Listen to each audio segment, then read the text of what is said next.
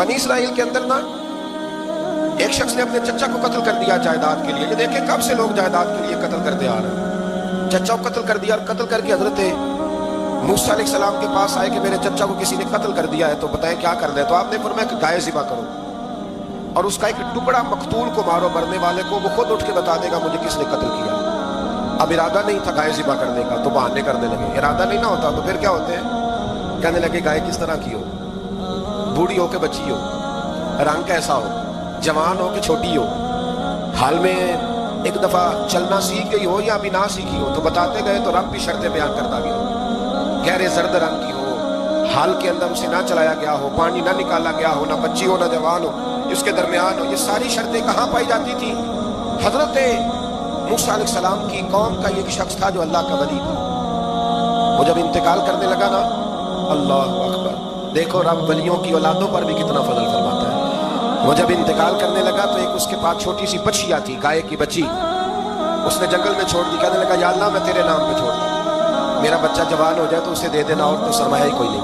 बच्चा बड़ा हुआ तो बच्चा भी बड़ा नेक था, अपनी माँ का बड़ा फर्माबरदार था। उसकी माँ ने कहा बेटा तेरे बाप ने गाय छोड़ी थी। तो बच्चा जंगल में गया और जाके कहने लगा ऐ अल्लाह मेरी गाय मुझसे मिला दे। तो रब करीम ने वो गाय वापस लाई, वो गाय घर ले आया। अब वो कहने लगा अम्मा बेच दूं, तो अम्मा कहने लगी बेटा मेरे पूछे बगैर ना बेचना।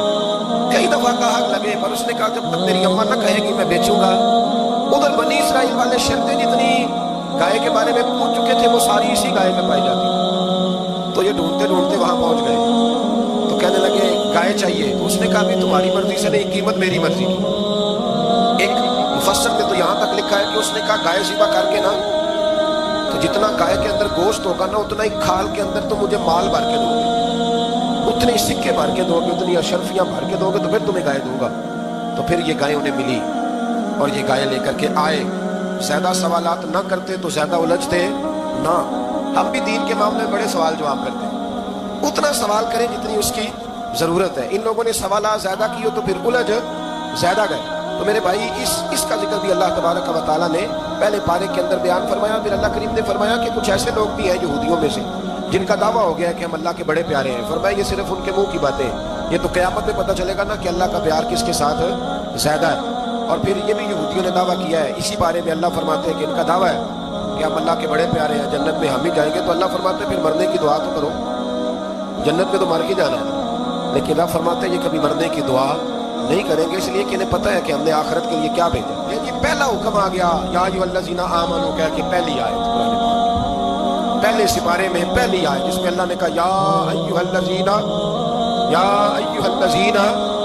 आमनू। तो पहला हुक्म आमनू कह के आयत नंबर 104 में जो अल्लाह ने हुक्म दिया ना वो नबी पाक की ताज़ीम का हुक्म। पहला हुक्म ही अल्लाह ने हुजूर की इज्जत और नामूस का इरशाद फरमाया। पहला इस तरतीब के लिहाज से हुआ ये कि जब नबी पाक को बात इरशाद करते तो सहाबा किराम उठ के अर्ज करते राई ना या रसूल अल्लाह, हुजूर समझ नहीं आई जरा रियायत कर दे। तो यहूदियों की इब्रानी जुबान के अंदर जरा खींच के पढ़ते थे राई ना, तो उसका माना बनता था माज़अल्लाह ए हमारे चरवाहे, बकरियां चराने वाले को भी वो राई ना कहते थे। जब सहाबा ये कहने लगे तो अल्लाह ने मना ही कर दिया। फरमाया मेरे महबूब के गुलामों इस लफ्ज के पीछे छुप के, इस लफ्ज के पीछे छुप के लोग मेरे नबी की बेअदबी कर जाते हैं। तो जिस लफ्ज का कोई एक माना बेअदबी वाला बनता हो वो लफ्ज भी मेरे नबी के लिए ना कहो। लफ्ज वो वाले कहो जिसमें कोई बेअदबी का माना निकले ना। यहाँ लोगों ने बड़े बड़े लफ्ज नहीं बोल दिए, फिर कहते मेरा मतलब ये था, मेरा मतलब वो था, तो तूने वो लफ्ज बोला क्यों जिसका कोई गलत मतलब भी निकल सकता था। अल्लाह ने फरमाया या अय्युहल्लज़ीना आमनू ला तक़ूलू राइना, ऐ ईमान वालों राइना कहो ही ना। तो या अल्लाह क्या कहे, फरमाया वक़ूलू उन्ज़ुरना, तुम कहो या रसूल अल्लाह एक नजर फरमाइए। अंदाज देखिए उन्ज़ुरना एक नजर।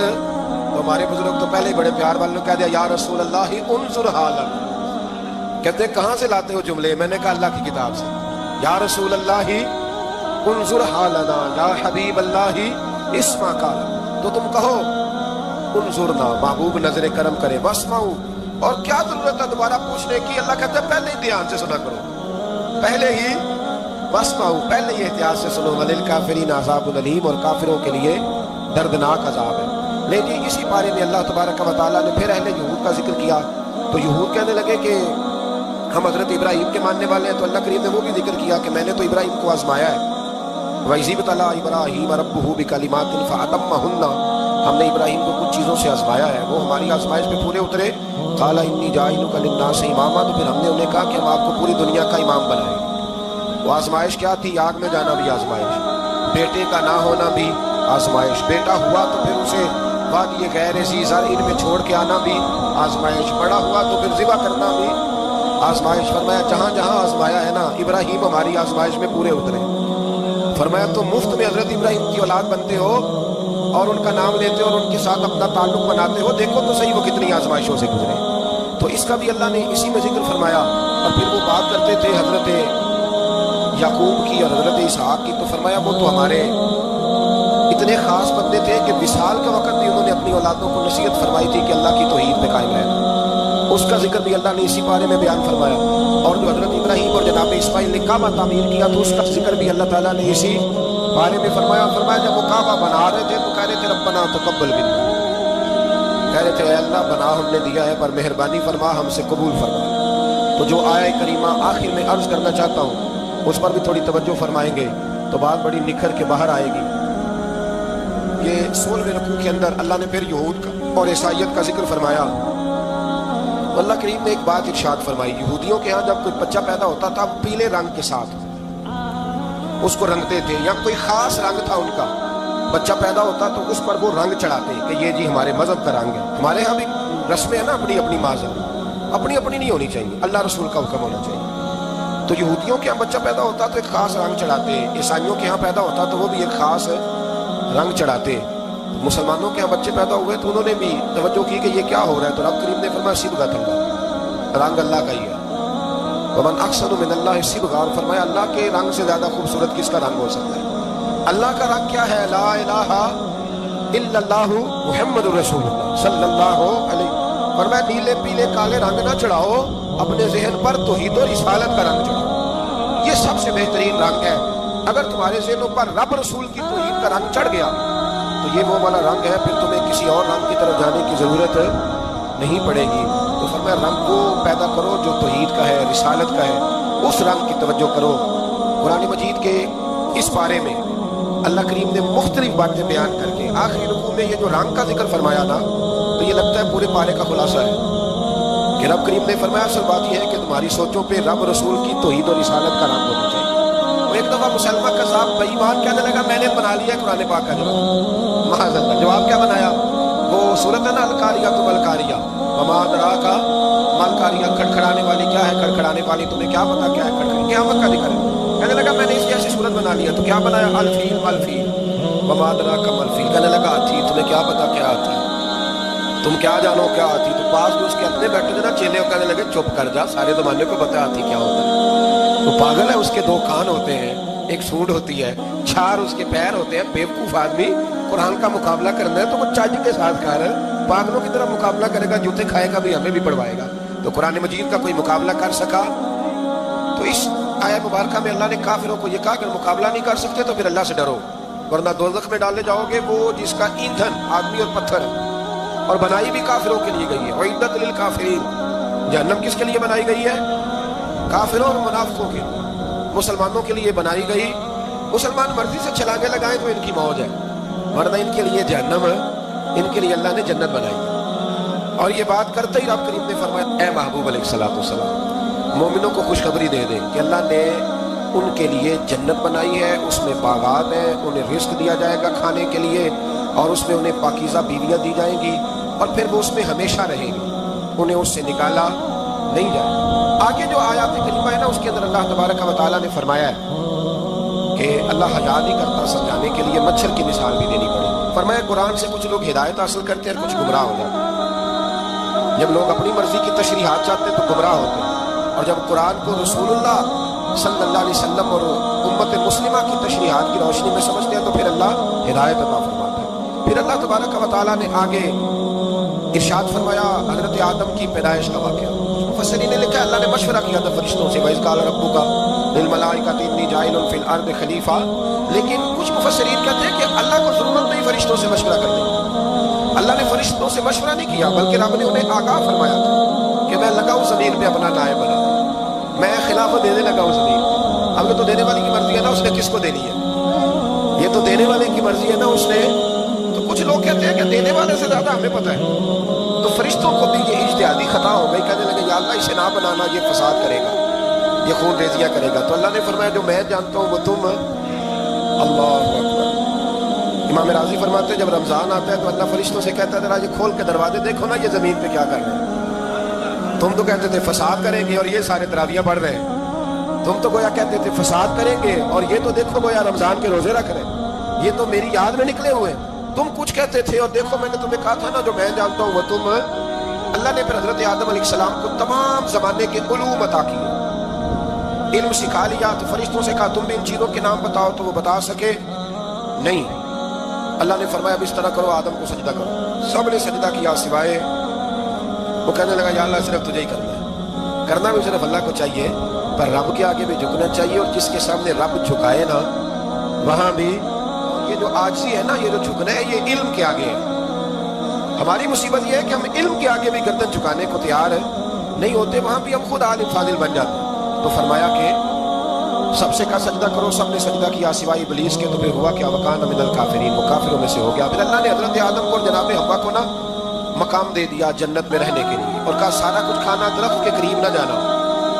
ابھی آپ کسی سے کہہ دیں تھوڑا سا کہ پیچھے نہ دیکھنا, یعنی اگر میری سمجھنے ادب کی وجہ سے کوئی 1.5-2 منٹ یا 6 منٹ نہیں بھی نہ دیکھے گا تو سوچے گا ضرور کہ پتہ نہیں اب پیچھے کیا ہے, مصیبت کیا ہے. یعنی آپ کہہ کے دیکھ لیں کسی کو پیچھے نہ دیکھنا, فطرت ہے نا انسان کی, وہ جستجو کرتا ہے کہ اس درخت کے پاس نہ جانا. تو حضرت حوا سلام اللہ علیہ کہتے ہیں دل میں خیال رہتا تھا کہ آخر ہے کیا درخت کے پاس.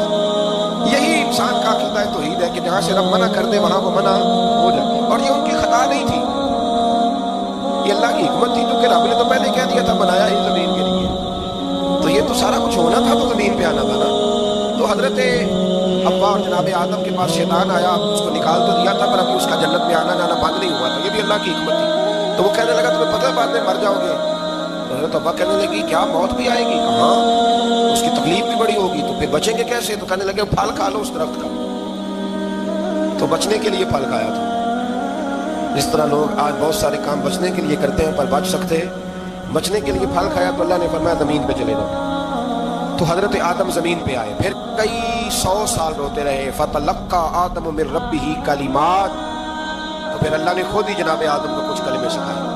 علامہ اسماعیل حقی فرماتے ہیں وہ کلمے یہ تھے کہ حضرت آدم نے میرے نبی کا وسیلہ پیش کیا, اللہ کریم نے جناب آدم کی دعا کو مقبول فرما لیا. پھر آگے بنی اسرائیل کا ذکر آ جاتا ہے. اللہ تعالیٰ نے بنی اسرائیل, آج آپ اسی قوم کو یہودی کہتے ہیں, ان کو اللہ نے اس زمانے میں فضیلت عطا کی تھی بہت زیادہ. تو عرب کے اندر جب نبی پاک علیہ السلام نے اعلان نبوت کیا تو کچھ لوگوں نے یہ کہہ دیا کہ اگر یہ یہودی کلمہ پڑھ لیں گے تو ہم بھی پڑھ لیں گے. تو پھر اللہ نے انہیں یاد کرایا کہ تم اصل میں کیا ہو, تمہیں کلمہ پڑھنا چاہیے.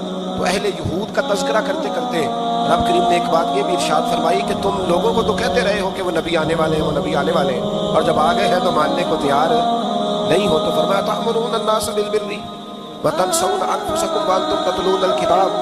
لوگوں کو بھلائی کا حکم دیتے اور اپنے آپ کو بھول جاتے ہو. افلا تعقلون, تمہیں عقل نہیں؟ پھر اللہ نے انہیں یہ بھی یاد کرایا کہ یاد کرو وہ زمانہ کہ جب فرعون نے خواب دیکھ لیا تھا کہ کوئی بچہ اس کی سلطنت کو تباہ کرے گا, تو پھر اس نے تمہارے بچوں کو ذبح کرانا شروع کیا اور تمہاری بیٹیوں کو چھوڑتا تھا. فرمایا یہ بھی تو تم نے دیکھا, میں نے تمہیں پھر تم سے کہا جہاد کرو قوم عمالقہ کے خلاف. تو مقام طیہ میں جا کے یہ لوگ کہنے لگے ہم سے جہاد نہیں ہوتا. اللہ نے انہیں ایک میدان میں قید کر دیا. بڑی دلچسپ بات, قید تو لوگ ہوتے ہیں نا چار دیواری میں, تو اللہ نے بنی اسرائیل والوں کو جب انہوں نے کہا جہاد نہیں کریں گے تو اللہ نے میدان میں قید کر دیا. میدان میں, یہ یاد رکھیں, جب انسان اللہ کی نافرمانی کرتا ہے تو اسے ایسی قید ملتی ہے جس کا اس نے تصور بھی نہیں کیا ہوتا. ایک میدان ہے مقام طیہ, قید ہو گئے. سارا دن سفر کرتے تھے, سارا دن, رات کو تھک کے سوتے تھے, صبح اٹھتے تھے نا جب تو وہیں ہوتے تھے جہاں کل صبح چلے تھے. تو رب جب کسی کو قیدی بناتا ہے تو اسے زنجیروں کی سلاخوں کی ضرورت ہے. دعا فرمائے اللہ تبارک و تعالیٰ غموں سے نجات عطا فرمائے. یہ دعا فرمائے, ایسی قید دیتا ہے کہ جس سے پھر چھٹکارا ہو سکتا.